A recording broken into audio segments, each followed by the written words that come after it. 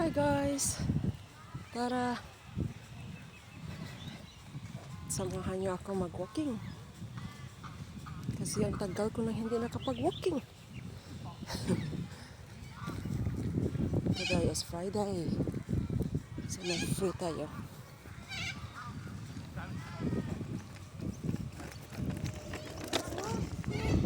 May free naman po tayo everyday. Kaso nga lang, syempre, may mga bata. So kailangan natin hati-hatiin natin ng time. Diba? So, tara, samahan niyo na lang ako mag-walking today para magkaroon tayo ng full of energy.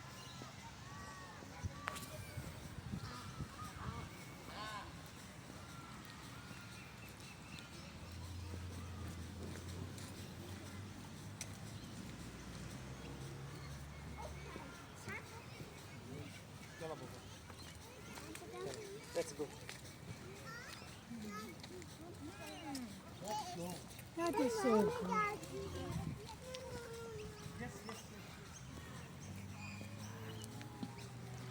Walking po tayo.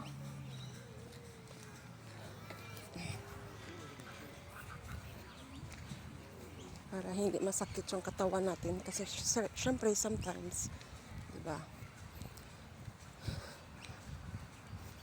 mga kaso-kasuan natin dapat good. Dapat good health tayo everyday. So, matagal na rin akong hindi nakapag-walking eh. So, ngayon lang naman ako nakabalik mag-walking, exercise. Tara, samahan niyo ako, ha?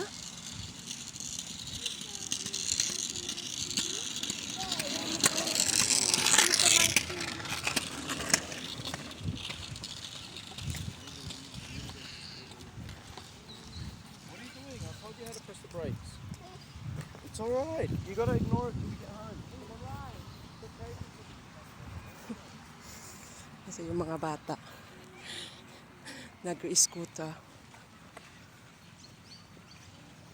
Ayan guys, dito may malaking field din doon sa kabila. Ayan, kita nyo yan. Ayan, soccer field yan.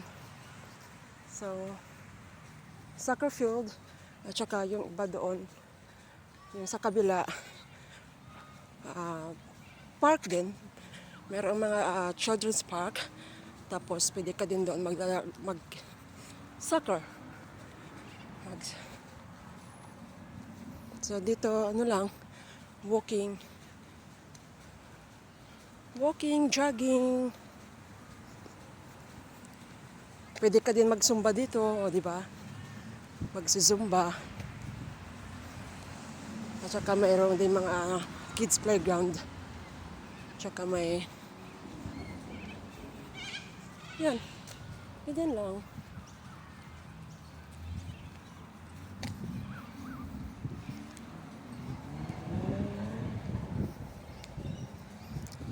Kayo guys, anong gawa natin dyan?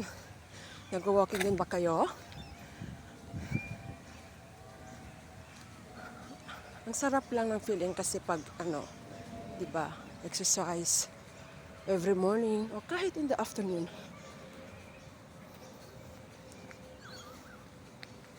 Kasi pag nasa bahay lang tayo, di ba? Upo-upo lang hanggang makaramdam na ng sakit ng katawan. So kailangan din natin na mag-walking. Kahit ano lang, 3 times a week for 45 minutes. Kahit na 1 oras.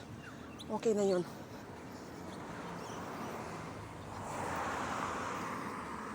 Kasi ako ngayon nakahanap ng chance na makapag-walking kasi yung isang anak ko, yung bunso, nandoon sa kanyang grandma, nakatulog sa sofa kasi galing ng school. So kasi siya 9 to 5. So sinundo ko siya ng 5. Tapos dumiretso kaagad siya doon sa lola niya. ginamit yung phone ng lola niya hanggang nakatulog. So, yung isa, nasa kwarto niya, naglalaro doon sa iPad niya. So, sabi ko sa husband ko, magwo-walking ako.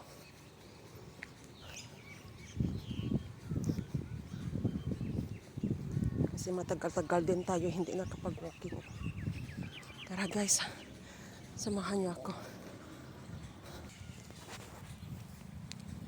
And guys, maraming nag-walking dito ngayon. Meron doon sa kabila, meron din dito. May nagja-jogging.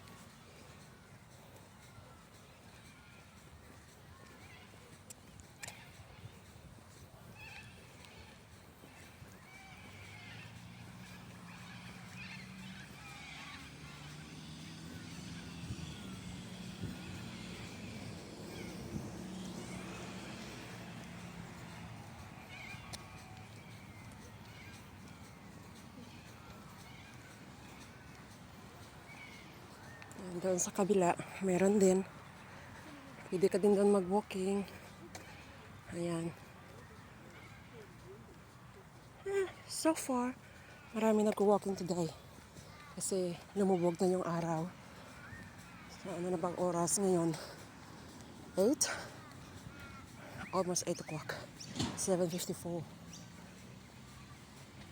p.m. Yan.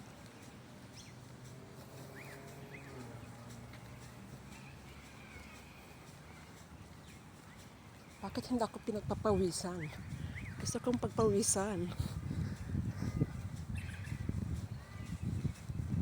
Okay, yung likod ko okay lang. Konti. Kasi ngayon okay naman kasi yung panahon medyo mahangin na siya. Cool. So, yan. Ay. Nakapagluto na din ako kanina. Nakapag-dinner na kami actually. So, tingnan natin mamaya. Kung gugutomin tayo, hindi. Pag ginutom, edi, kain. Diba guys?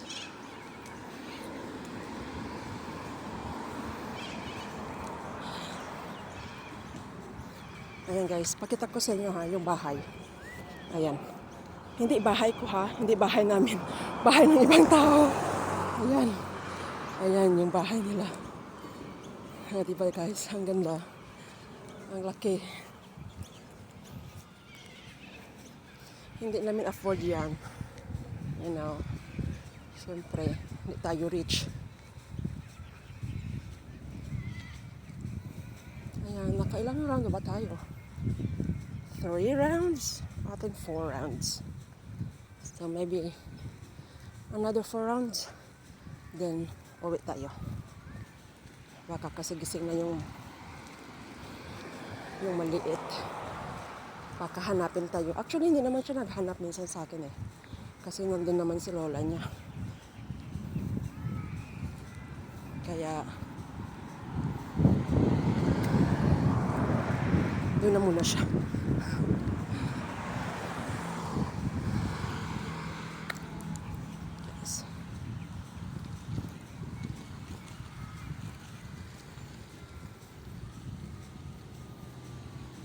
Masarap lang mag-walking kasi pag ganito, hindi mainit, medyo malamig, yung hangin, at saka isang linggo na lang at back to school na. So ayan, busy na naman tayo every morning.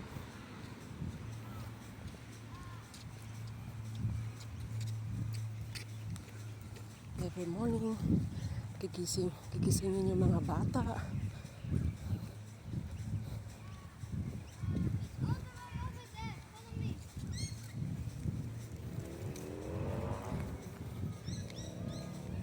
Gisingin yung mga bata. 7:30 ng umaga. Dapat magising ko na sila kasi yung isa, okay lang kasi Wednesday to Friday yung school niya. yung panganay is Monday to Friday. So, kailangan ko siyang gisingin around 7:30 para, kasi mahirap siyang gisingin. So, kailangan ko pa siyang hatakin yung paa niya para lang makatayo, para lang maitayo siya at pupunta ng bathroom para maglinis ng ngipin at maghilamos. Kasi, nako, pag dalawa na sila pumunta ng school, Monday to Friday, ayun. Pero okay lang kasi si Maria, yung panganay ko, pag yung isa magki-kindergarten, magkikindi, so yung panganay is year 6, so okay lang, kaya natin yan.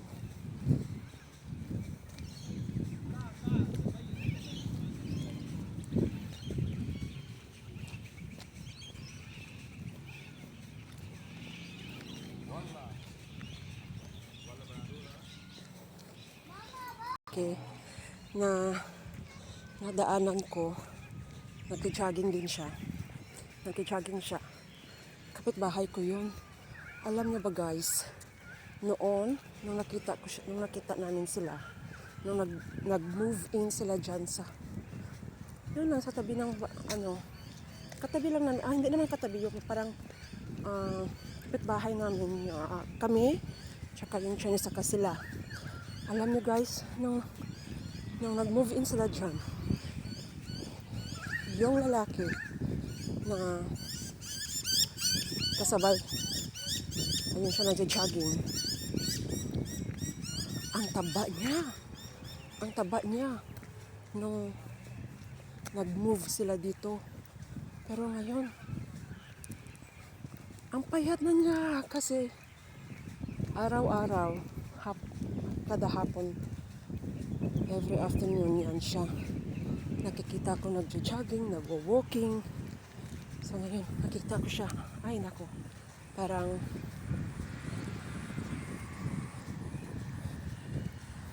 maliit na siya. Slim. Hindi naman masyadong slim. Pumayat lang siya.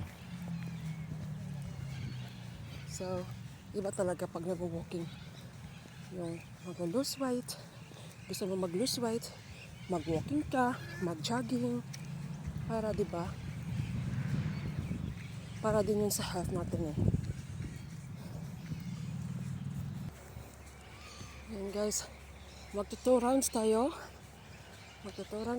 at saka pahinga konti at let's go home.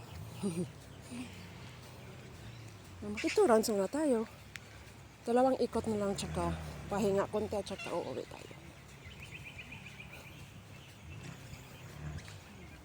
Kasi pasado alas 8, 8:04 PM. Ayan.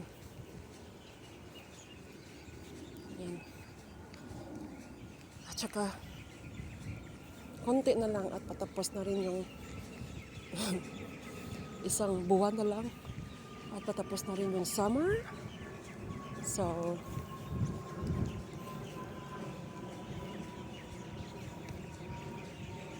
kasi masyadong mainit. Sabi nila ngayong Sunday mainit. Siguro mga 35, 36 siguro.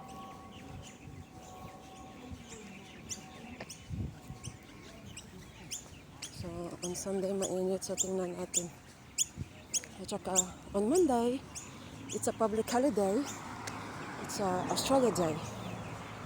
So, it's a long weekend.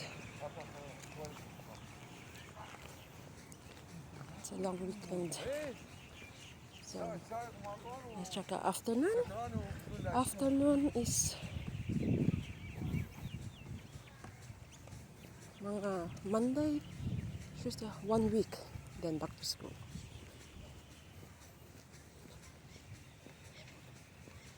Siguro mga isang ikot na lang siguro tayo. Kasi papadali na rin. Alas 8 na dito. Then pahinga tayo ng konti. At uuwi na tayo. At saka magkakape. Ayun guys, tingnan niyo yung liig ko. Ayun ko. Kailangan talaga mag-exercise kasi look. My face looks fat. Pero okay lang yan.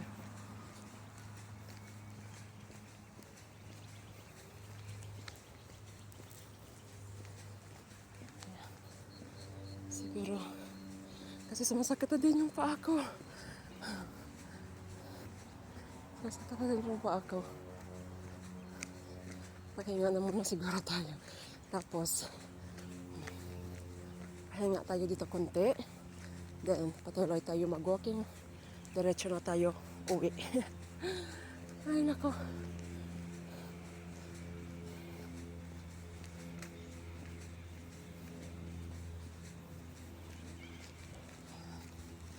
So, dito na muna tayo.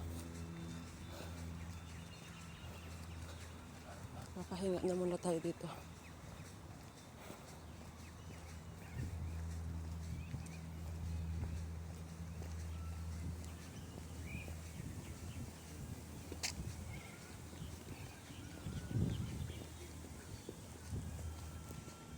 Where are we going? I'll show you how to do it. I forgot how to do it.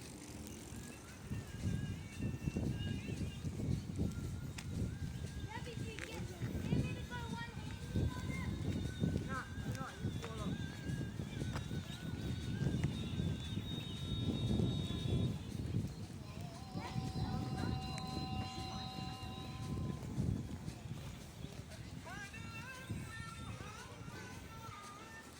Ayan guys.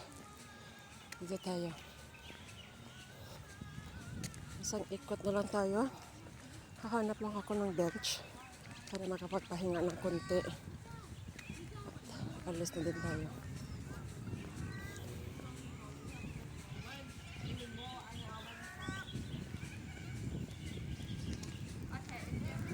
Ayan guys, tingnan niyo. Yung pwede ka makapag-fishing dyan, kaso nga lang yung madumi. Kasi may mga ducks. Ayan. Tingnan nyo guys. Ayan. Pwede kang kasi yung mga bata nag-fishing. Nag-fishing yung mga bata. Meron mga isda naman dito, kaso nga lang, syempre, ano, diba? Hindi siya malinis. Diba? Hindi tulad sa dun sa beach na pwede ka yung ewan ko pag hindi ko alam kung kinakain ba yan nila or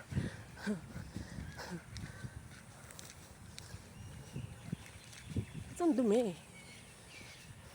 So mabuti na yung diba safe ka, huwag ka na lang mag-fishing.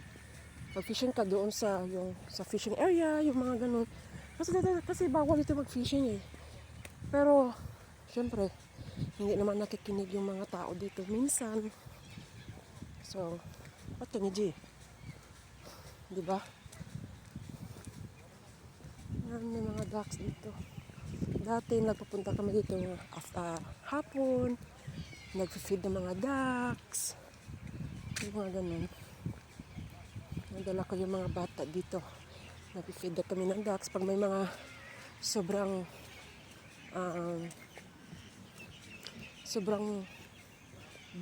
bread na hindi naubos, yun dinadala namin dito at saka binibigay sa mga ducks.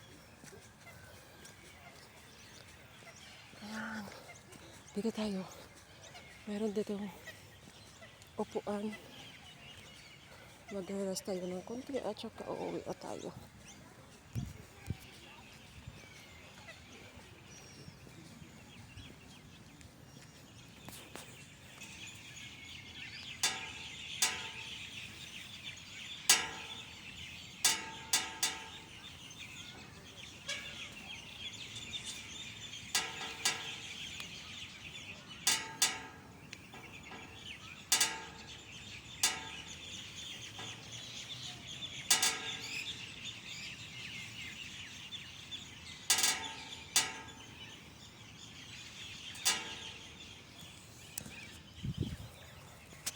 Ayan guys, tara. Uwi na tayo. Let's go! Have a good night! Bye!